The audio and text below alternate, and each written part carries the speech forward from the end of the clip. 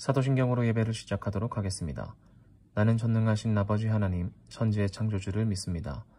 나는 그의 유일하신 아들, 우리 주 예수 그리스도를 믿습니다.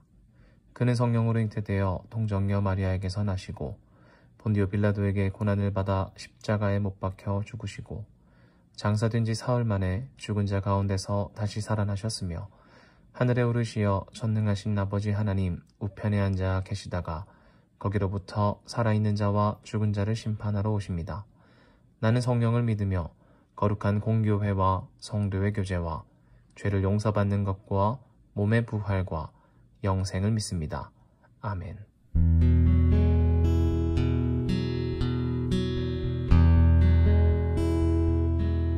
내 아버지 그 품 안에서 내 영혼은 안전합니다. 주 손길로 내 삶을 안으시니 그 평강이 나를 덮습니다. 내 아버지 그 품 안에서 내 영혼은 안전합니다. 주 손길로 내 삶을 안으시니 그 평강이 나를 덮습니다. 나 비록 넘어지며 흔들리지만 주 내 안에 거하며 나를 붙드시니 내 생각을 주께로 돌리고 주시는 평강의 옷을 입습니다. 주 약속 안에서 내 영혼 평안해 내 뜻보다 크신 주님의 계획 나 신뢰해 두려움 다 내려놓고 주님만 의지해 주 안에서 내 영혼 안전합니다.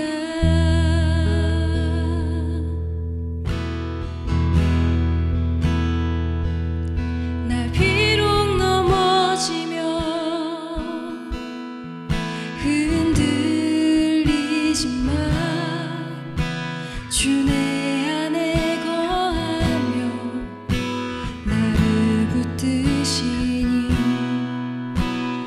내 생각을 주께로 돌리고 주시는 평강의 옷을 입습니다. 주 약속 안에서 내 영혼 평안해 내 뜻보다 크신 주님의 계획 나 신뢰해 두려움 다 내려놓고 주님만 의지해 주 안에서 내 영혼 안전합니다. 주 안에서 내 영혼 안전합니다. 주 안에서 내 영혼 안전합니다.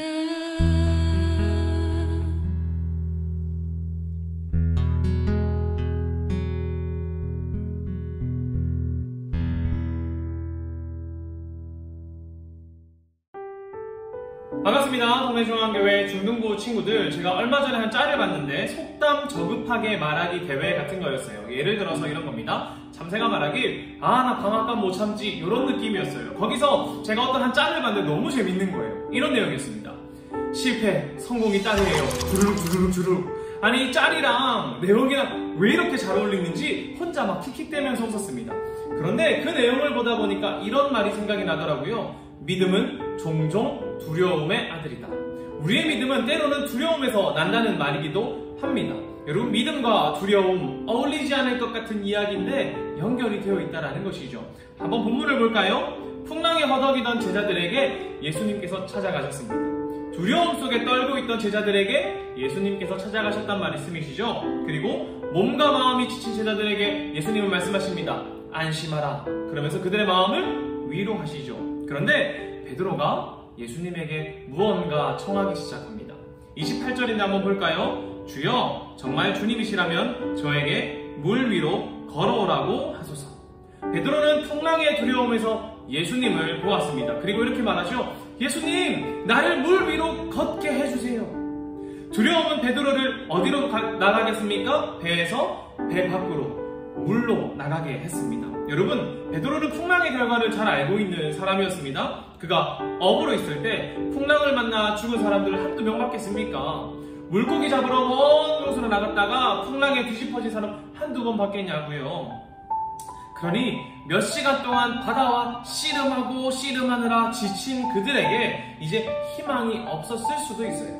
그저 죽음을 맞이하는 현실만 제자들에게 남아있는 상황이었을 수도 있단 말입니다. 그때 예수님께서 물 위를 걸어오십니다. 게다가 이렇게 말씀하시죠. 나야, 두려워하지 마, 안심해. 이렇게 말합니다. 우리를 안심시키는 예수님을 보며 베드로는 어떤 마음을 가졌을까요? 풍랑에 휘청이는 배보다, 지금 바다 위에서 어떻게 해야 될지 알지 못하는 이 배보다 예수님이 계신 곳이 더 안전하다, 이런 마음이 들었을 것 같습니다. 베드로는 여러분 계산하는 사람이 아니에요. 자, 지금 이거 하는 거 보니까 이거 하는 것 같고 저거 하는 거 보니까 저렇게 하는 것 같구나 라고 하면서 내가 이거 해야지 라고 생각하는 사람이 아니란 말입니다. 우리 좀 즉흥적이라고 말하잖아요. 오히려 단순한 사람이에요. 폭풍이 몰아치는 바다로 들어가는 것은 결코 상식적이지 않아요. 계산해서 되는 게 아니라는 것이죠. 그것은 절망적인 일입니다. 물 위로 나가는 것은 죽음을 의미하기 때문이죠. 그런데 베드로는 계산해서 뭐가 아니라 지금 내가 있는 이 풍랑 위의 배보다 예수 그리스도의 곁에가 안전하다는 것을 알았다는 거예요. 그에게는 이 미친 짓 같아 보이는 이 이야기가 오히려 그에게는 더 안전하게 느껴졌다는 것입니다. 예수님이 계신 곳이 더 안전하고 내가 보았을 때 더 안전한 것 같은 배가 더 위험한 곳일 수도 있다는 것이죠. 여러분이 보시기에 어디가 더 안전하게 느껴지십니까? 때로는 현실의 두려움에서 우리의 믿음이 시작되기도 합니다. 우리 스스로 자신을 지킬 수 없다, 우리 스스로 자신을 지킬 수 있다는 생각을 버리고 예수 그리스도를 향해 발걸음을 옮길 때에 예수님의 평안을 우리가 경험하게 될 것이란 말입니다. 우리는 우리가 잘 알고 있는 것들을 접어두고 내려두고 예수님의 길로 나아가야 합니다. 믿음 안에서 예수 그리스도를 향해 한 발짝 내딛어야 한다는 것이죠. 우리 출애굽기 14장 15절 16절 한번 볼까요? 그때 여호와께서 모세에게 말씀하셨습니다. 너는 왜 나에게 부르짖느냐? 이스라엘 백성에게 명령하여 앞으로 나아가게 하라. 내 지팡이를 들어 바다를 가리켜라. 그러면 바다가 갈라질 것이고 백성은 마른 땅 위로 바다를 건널 수 있을 것이다. 아멘. 인간의 상식으로는 진퇴양난의 상황에 빠져 있습니다. 우리가 해야 할 일은 항복을 하거나 아니면 전쟁을 해야 되는 일이지만 모세는 이 두려운 상황에서 하나님을 보려고 합니다. 하나님을 붙잡는다는 거죠. 누군가 보았을 때는 항복하는 게 더 안전해 보이고 누군가 보았을 때는 전쟁하는 것이 더 안전해 보이지만 모세에게는 하나님을 붙잡는 것, 주님과 함께하는 것, 주님의 명령에 순종하는 것이 훨씬 안전하다는 것을 그가 알았다는 것이죠. 하나님 말씀대로 행하는 것이 모세에게는 가장 안전한 것이었습니다. 사람들의 생각과는 다르죠. 열왕기하 5장 13절에서 14절도 한번 보겠습니다. 그러자 나아만의 종들이 가까이 와서 말했습니다. 주인님, 만약 저 예언자가 그보다 더 큰 일을 하라고 했더라도 그대로 하지 않았겠습니까? 그런데 기껏해야 몸을 씻으라는 것뿐인데 그 정도도 하지 못하시겠습니까? 그래야 나아만은 내려가서 엘리사가 말한 대로 요단강에 몸을 7번 담갔습니다. 그러자 나아만의 살결이 마치 어린아이의 살결처럼 깨끗해졌습니다. 그렇게 해서 나아만의 병이 나았습니다. 아멘. 나아만은 자신의 문득병을 고치기 위해 엘리사에게 나아왔습니다. 이제 엘리사가 자신에게 뭔가 의료적인 걸 하거나 주술적 행위를 하거나 뭔가 거창하고 멋있는 걸 해야 되는데 그가 말하는 것은 고작 이건 거예요. 가서 요단강에 7번 몸을 담궈라. 나아만은 자신이 정한 선과 생각 이렇게 해야지를 내려두고 그의 명령에 순종합니다. 그러자 기적을 경험하게 되죠. 자신의 살결이 깨끗하여지는 것입니다. 하나님의 평안을 경험하는 것입니다. 여러분, 이 이야기의 주인공들의 공통점이 무엇인 줄 아십니까? 그들은 자신들에게 행하시는 하나님의 일들을 경험하기 위해, 하나님의 놀라운 일들을 경험하기 위해 자신들의 상식, 자기들이 정해놓은 선을 내려놓았다는 거예요. 그런데 그들이 자신이 정한 선을 내려놓고 음성에 순종하자 세상이 줄 수 없는 평안을 경험합니다. 모세는 홍해를 건너는 평안을, 나아만은 깨끗함을 입는 평안을, 그리고 베드로는 물 위를 걸어 예수 그리스도께 나아가는 평안을 얻는단 말입니다. 제자들이 경험한 두려움은 믿음을 낳았습니다. 바로 예수 그리스도께로 향하는 믿음 말이죠. 언제 우리는 그런 믿음과 두려움을 가집니까? 마치 우리가 좀 뭔가 잘못하면 하나님께 기도하잖아요. 하나님, 나 이거 좀 잘못했어요. 나 용서해 주세요. 내 안에 있는 양심이 나를 막 찔러요. 그러니 하나님 나를 용서해 주세요. 이렇게 말하죠. 그러나 제가 말하는 이 믿음이라는 것은 고작 그 정도의 이야기만을 말하는 것은 아닙니다. 오히려 삶의 절망 속에서, 삶의 무너짐 속에서 하나님을 향한 믿음의 도야, 주를 향한 신뢰의 도야를 말하고자 하는 거예요.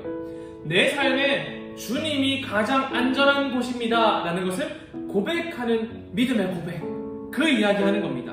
성경에 나오는 사람들이나 또 위대한 목사님들의 일화를 보면 현실의 두려움을 넘어서 하나님께 나아가는 것을 보면 참 멋있습니다. 저도 그게 너무 멋있는 거예요. 야, 어떻게 저 상황에 저런 걸 했지? 어떻게 저렇게 힘든 상황에서도 하나님만 바라봤을까? 그게 멋있어요. 우리도 그렇게 돼야 되잖아요. 그런데 우리 잘 알죠? 그게 어렵다는 거 말입니다. 어려우니까 몇 명 안 되니까 그 사람들의 이야기가 우리에게 막 전설처럼 들리는 거잖아요. 그런데 여러분, 우리 지금 여러분에게 제가 우리 베드로처럼 한 걸음 내딛읍시다 이렇게 말하지만 우리에게 희망이 되는 것이 무엇인지 아십니까? 그렇게 발을 내딛은 베드로도 예수님께 걸어가던 발걸음 중에 풍랑을 보자 다시 무서워졌다는 겁니다. 예수님을 만났을 때 우리 이렇게 고백하기도 하죠. 예수님, 제가 이제 주님께로 가고 싶어요. 이제 주님께 직진할게요. 하나님께 내 마음을 쏟을게요. 이렇게 말하지만 2, 3일, 일주일, 한 달 지나면 이 마음이 금세 사그라듭니다. 왜냐하면 우리의 인생이 생각보다 길기 때문이죠. 여러분 이제 중학생이잖아요. 여러분이 하나님께 고백한다 칩시다. 하나님, 내가 이제 주님만을 따르겠습니다. 예수 그리스도를 쫓아가는 그리스도인처럼 살겠습니다 라고 딱 결단을 내렸어요. 고백을 했어요. 그럼 여러분 바로 그때부터 그리스도인이 됩니까? 아니죠. 앞으로 치열하게 그리스도인으로 살아야 될 삶이 남았죠. 그렇잖아요, 여러분. 여러분이 만약에 90세에 돌아간다고 생각하면 지금 10몇 살부터 90세까지 그렇게 살아야 되는 거잖아요. 얼마나 어려워요. 거리가 멀잖아요. 마치 베드로와 예수님 사이에 물 위를 걸어가는 거리가 베드로의 삶에서 좀 멀었던 것처럼 말입니다. 아니, 내가 고백하고 한 걸음 탁 내디디면 거기 예수님 바로 계시면 좋잖아, 이 생각 드는데 그렇지 않다니까요. 그 길을 우리가 걸어야 된다니까요. 마치 우리 악기 처음 배울 때, 피아노 우리 지금 배우고 있는 친구들도 있고 뭐 악기도 배우고 하고 있는데, 배우자마자 그 다음날 전문 연주가처럼 연주해주면 얼마나 좋아요. 그런데 매일매일 연습해야 되죠. 잘하기 위해서는. 그것처럼 우리의 신앙의 거리도 매일매일 최선을 다해 걸어야 된단 말입니다. 그때 넘어질 수도 있고 실수할 수도 있죠. 베드로도 풍랑을 이겨내며 앞으로 걸었습니다. 한 걸음 한 걸음 내딛었어요. 저기 보이는 예수님을 향해 걸었단 말입니다. 그러나 그의 최선은 부족했어요. 예수님이 아니라 풍랑이 보이기 시작했거든요. 한 걸음 내딛었을 때 예수님이 딱 계셨으면 베드로는 마음이 편했을 것입니다. 아, 내가 고백하고 나아가니 예수님의 평안이 바로 있구나. 그런데 그가 예수님께 나아가기 위해서는 한 걸음 한 걸음 걸었어야 됐거든요. 그러더니 그 길 사이에 풍랑이 보이기 시작합니다. 다시 무서워지는 것이죠. 수련회 때 우리 예수님께 기도하고 고백하고 엎드리고 내가 주님께 이제 그리스도인처럼 살게요 라고 말하지만 우리 인생은 길어서 그게 잘 안 지켜지는 것처럼 말입니다. 그래서 베드로가 물속에 빠지듯이 우리 또한 다시 세상 속으로 빠져나가죠. 또 나의 원래 자리로 점차 가라앉게 됩니다. 베드로는 예수님처럼 물 위에서의 안정을 원했지만 두려움은 그를 다시 물속으로 끌어내렸습니다. 아마 발버둥 쳤겠죠. 여기서 빠져나갈 때, 가라앉을 때 오라 살아나려고 발버둥 쳤겠죠. 다시 물 위로 나아가려고 노력했을 것입니다. 하지만 그럴 수 없었어요. 우리도 마찬가지죠. 그리스도인답게 살려고 노력하고 내가 선한 삶을 살려고 노력하지만 쉽지 않잖아요. 죄인된 내 삶을 벗어나려고 하지만 쉽지 않잖아요. 우리도 마찬가지잖아요. 아무리 발버둥 쳐도 세상의 두려움을 이고진 상태에서는 우리의 발버둥은 평안을 얻는 길로 나아갈 수 없게 될 것입니다. 우리에게 필요한 것은 무엇일까요? 그렇다면 세상 속으로 빠져가고 있는, 물 속으로 빠져가고 있는 우리에게 필요한 것이 무엇일까요? 바로 우리를 건지는 예수님의 손길입니다. 몇 주째 제가 여러분에게 말하죠. 예수님께서 우리에게 주시기 원하는 것이 무엇입니까? 평안입니다. 평안. 31절을 보면 물속으로 가라앉는 베드로를 보자 예수님께서 어떻게 하시는 줄 알아요? 즉시 손을 내밀어 그를 건져내십니다. 즉시 손을 내밀었단 말이죠. 예수님께서는 즉시 손을 내밀어 베드로를 잡아주시며 말씀하셨습니다. 믿음이 적은 사람아, 왜 의심하느냐? 우리에게 필요한 것은 하나님을 신뢰하는 것입니다. 풍랑 속에서도 말이죠. 두려운 풍랑에서 하나님이 우리의 평안이라는 것을 깨닫고 의심하지 말고 한 걸음 나아가야 합니다. 그러나 그 거리 사이에 두려움이 다시 우리에게 찾아온단 말이죠. 하나님을 알고 걸어가다가도 물 위로 빠지기도 한단 말입니다. 그때 우리 신뢰해야 될 것 있는데 무엇이냐면 예수님께서 손을 내밀어 우리를 잡아주신다는 것. 우리는 그것을 기억해야 됩니다. 게다가 예수님의 평안은 베드로에게서 끝나지 않습니다. 베드로를 건지심으로 끝나지 않습니다. 베드로를 건지신 예수님은 그제서야 이제 배 위로 올라가세요. 베드로를 건진 예수님은 그제서야 배 위로 올라간다는 겁니다. 여러분, 근데 그때 어떤 일이 일어나는 줄 아세요? 32절입니다. 베드로와 예수님이 배 안에 오르자 바람이 잔잔해졌습니다. 여러분, 그제서야 바람이 잔잔해졌다니까요. 예수님이 오셨을 때에도 풍랑은 막 일고 있었어요. 베드로가 발을 내딛어 한 걸음 걸으려고 할 그때에도 풍랑은 강하게 치고 있었을 것입니다. 한 걸음 걸어갈 때 풍랑이 막 이니까 두려워서 다시 바닥에 빠지게 되죠. 믿음이 있었는데, 용기가 있었는데 다시 두려움 속에 빠지게 됩니다. 그 베드로를 건지신 예수님이 배에 올라타시자 바람이 잔잔해지는 거예요.